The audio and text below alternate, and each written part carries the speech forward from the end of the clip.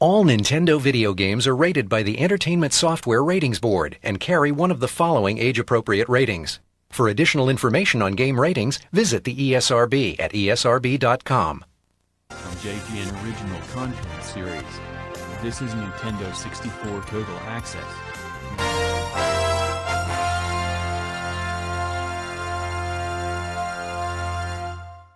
Welcome to the last episode of Nintendo 64 Total Access. We're talking about The Legend of Zelda Majora's Mask. The Legend of Zelda, Majora's Mask is an action-adventure video game developed and published by Nintendo for the Nintendo 64. It was released in Japan in April 2000, in North America in October 2000, and in Europe in November 2000. The game is the sixth main installment in the Legend of Zelda series and the second using 3D graphics, the first being the game's predecessor, The Legend of Zelda, Ocarina of Time. Widely regarded as a darker entry in the Zelda franchise, Majora's Mask is set in Termina, an alternate version of the usual series setting of Hyrule, where the Skull Kid has stolen Majora's Mask, a powerful ancient artifact. Under its influence, the Skull Kid causes the land's moon to slowly fall towards Termina, where it crashes after 3 days. The protagonist Link repeatedly travels back in time to the beginning of the 3 days to find a way to stop the moon from destroying the world. Want some great entertainment this holiday? Head on down to Toys R Us. While you're there, you can check out the great new games coming from Nintendo. The Legend of Zelda Majora's Mask for the N64 is coming October 26th. Some consider it a sequel to the greatest video game ever.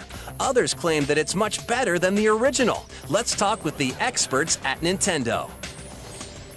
Being a sequel to the best video game of all time wouldn't be a bad thing within itself, but at the same time, The Legend of Zelda Majora's Mask is much more than a sequel. In fact, you could label it as a sequel, but then you'd have to take everything you know about sequels and throw it out the window. When you first start the game, you're riding through the forest on horseback, and then you come across a Skull Kid. Your horse rears up, and you fall off, and when you're knocked out, the kid actually comes up and takes your ocarina, and he also steals your horse, and that's kind of what starts it off. You got 72 hours to save the Earth. Link has to unravel the mystery of Majora's Mask within 72 hours, or else the moon will crash into the Earth. And if you can't solve the mystery within 72 hours, game over. There's 24 different masks in this game. If you take the Goron mask and you put it on, then you have the ability to turn into a Goron. You actually see him go through a transformation, and then he's a Goron, and you're able to do things you weren't normally able to do. You turn into a rolling Goron, and that's the only way to cross some parts of the game. If you get a Zora mask, instead of just kind of swimming on top of the water, you can actually put the Zora mask on and you have the ability to walk underwater. You can swim extremely fast underwater. So there's a whole bunch to do under the water. There's entire levels that take place underwater, and the only way you can do it with a Zora mask. And it's pretty graceful to watch him, kind of skim over the surface of the water. One of the things that makes the game really cool is that the whole time the clock is ticking. The moon is getting closer, and you're not going to stop any of that. You have so many things that you have to accomplish to stop this moon from falling. If you mess up even the least little bit on a couple of these things, The Legend of Zelda Majora's Mask requires the expansion pack to work. This game uses the expansion pack in a way that a lot of games haven't really used it yet. The bosses are more detailed. They'll have a higher polygon count.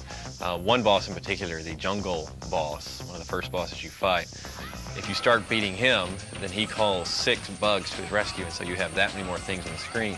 We hit him a couple more times, then he releases about 300 butterflies into the air that will attack you. It's really incredible to see all that on screen. Everybody's going to love this game. Miyamoto is known for redefining the way games are supposed to be played, and this one's no exception. The Legend of Zelda Majora's Mask, your Link, and the world is waiting on you. Reserve your copy now at Toys R Us with a $10 deposit, and you'll be guaranteed to get a collector's edition gold cartridge with this unique 3D label. If you reserve your copy prior to October 25th, you'll also get $10 off this Toys R Us exclusive gold controller, regularly priced at $29.99, now just $19.99 with this offer. And that's not all. Banjo-Tooie is a platform video game developed by Rare and published by Nintendo for the Nintendo 64. It was first released on the 20th of November 2001, in North America, and on the 12th of April 2001 in Europe, and later re-released as an Xbox Live Arcade game for the Xbox 360 on the 29th of April 2009. It is the second installment in the Banjo-Kazooie series and serves as a sequel to the original Banjo-Kazooie. The story of the game follows series protagonists Banjo and Kazooie as they attempt to stop the plans of antagonist Gruntilda and her two sisters from vaporizing the inhabitants of the game's world. Think that's it? Think again. Check out the sequel to the platinum bestseller Banjo-Kazooie. It's Banjo-Tooie for the N64, coming November 21st. It's an extension of an already great game. First off, you're given all of the old moves that you had before, and being Banjo-Tooie, there's going to be more moves, larger environments, better graphics. One of the coolest new team moves they have is a level where Banjo whips her out like a shotgun, and it goes immediately into first-person view, and that's how you do the entire level. In the first game, you could shoot blue eggs. In Tooie, you have all these different color eggs. The humor is definitely carrying over from the first game.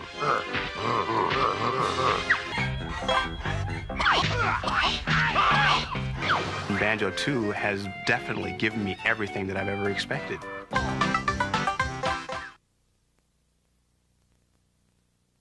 Unfortunately, Banjo-Kazooie was to rent on Blockbuster Video was not used of anything. Super Mario 64 was released in 1996. Star Fox 64 was released in summer 1997. Diddy Kong Racing was released in fall 1997. That's all the game we've needed. Special thanks to Ken Lobb for making this idea of the Nintendo 64's 20th anniversary season. And next episode is a bonus. We will have a sneak peek at Pokemon in fall 2018. Until next time, America. I'll see you guys in the next series. Thank you so much for watching this video. So, give him thumbs up if you enjoy it, and make sure you subscribe to JGN for want some more original content videos.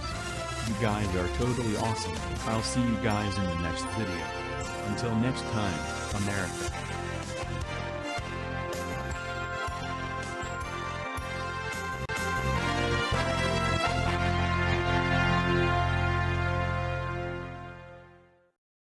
Subscribe to JGN for more original content and parody videos every week.